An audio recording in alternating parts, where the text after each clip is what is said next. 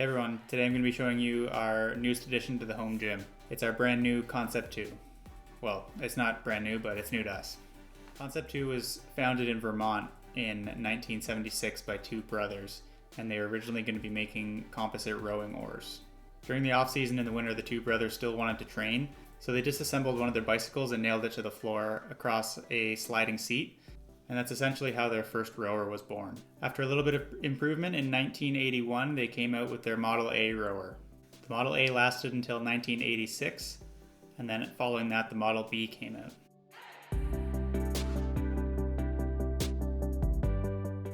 Okay, so here is our Model A. We don't actually know what year in the 1981 to 1986 timeline that this specific one was made. There's not a whole lot of information about the Model A's on YouTube. I couldn't find a single video on one actually, so that's part of the reason why I'm making this. But all the information that I'm going to be giving you is from the Concept 2 website. The Concept 2's website states that all ergs made after October 1st, 1982 are supposed to have a serial number. That's supposed to be mounted on the bottom edge of the chain guide mount board, which is this board here. Whether that's supposed to be a sticker or something that's engraved into the wood, it doesn't say. But if there was one, it would be right here. I've checked on the back side, front side, underneath. There's not one there. This machine does have a sticker where the chain goes down into the front of the seat rail, and that sticker says 1839 on it.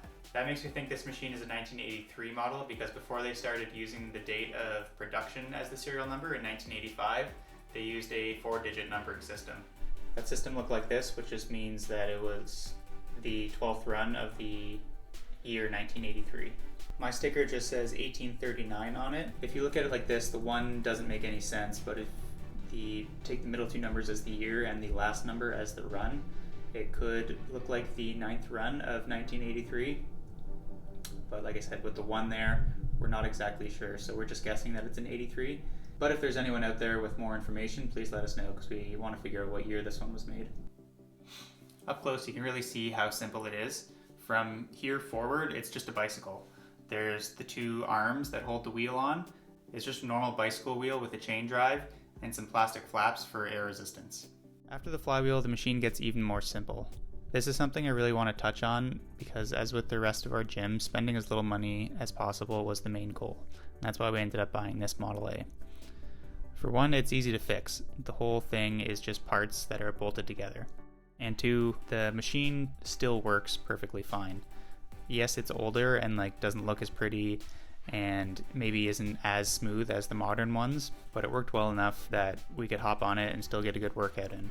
Probably the best part of all, and why I urge anyone looking for cardio equipment to find an older Concept 2, is availability of parts. Concept 2 sells parts for all their old models online, so even if something does break, you can just hop online, order the exact part that you need, and fix it yourself.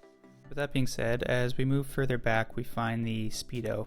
Ours is unfortunately not working, and this is probably the only old part that Concept 2 doesn't carry on the website. But they do carry a different monitor that can be put on the Model A, and I'll talk more about that in a minute.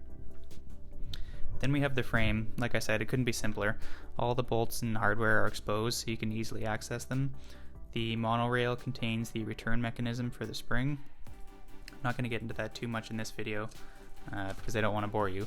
But basically, there were a few different return mechanisms over the years of the Model A. And if you're trying to figure out which one you have or which one you need, the best thing to do would just be go on the website or call them directly.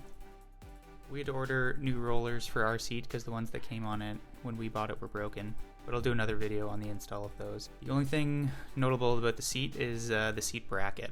Ours has holes for 2 top rollers and 1 adjustable bottom roller, but I believe some seat frames had holes pre-drilled to accommodate 3 top rollers and the 1 adjustable bottom roller. Last part on the machine is the feet rests, and these are probably the most complex piece on the machine. No, I'm just kidding, it's just a piece of wood. The heel rest has 3 positions. All you need to do is remove the wing nut on the back side, and then you can pull the heel rest out, move it up or down to one of the 3 spots, and secure it down. I just added some sandpaper where the ball of your foot would be, because I found the wood quite slick, and when I was rowing I found that I would slide around, and then instead of coming down so that my heel was resting above the heel rest, I would come down on the heel rest and not be in the right position. So I just found that the sandpaper gave the ball of my foot a little extra grip so it didn't slide down and my heel stayed in the same spot. But that's basically all the components that are on the Model A. Like I said, it's a very simple machine. You could probably do most of the maintenance on this yourself. So now I'm going to go over the retrofits that are available for the Model A. So there are 4 retrofits you can get for this to kind of modernize it a little bit. The most useful one would be the PM5 monitor. So you can actually upgrade this to have one of the digital readouts on it. Like I said, our speedometer is broken, unfortunately. So we'll probably switch it out just so we can track our workouts. But definitely going to hold on to the speedometer just in case we can't get it working. And then if we ever want to revert it back to an unmodified Model A, we have that option. The next retrofit you can do is a modern handle. This one is just wood with some rubber on it. It works perfectly fine, but it's a little bit thicker than the modern handle, so I guess it just depends on feel. The third retrofit is caster wheels. You can see here this one just has feet on the front. We're probably not going to get the caster wheels. The front end of this overhangs the front feet quite a bit, unlike modern ones where they have another set underneath the front flywheel. This one all overhangs, so if you put just a little bit of weight on, it's very easy for the back end to come up. So I might make a wooden base for this and attach it to that to bring this pivot point forward a little bit more and make it a little bit more stable. It's not a problem when you're on it because all your weight is then on the back, but if you're just hanging around it and you lean on it or something, it goes forward very easily. We haven't had any problems with the original footrests that are on here, but you can get the last retrofit available for this, which is the flex foot attachment. That basically just puts the modern footrest on the Model A. So it's nice that it can cup your heels so that you know you're not going to come down on the heel stop. But I mean, it hasn't been a problem for us so far. There we go.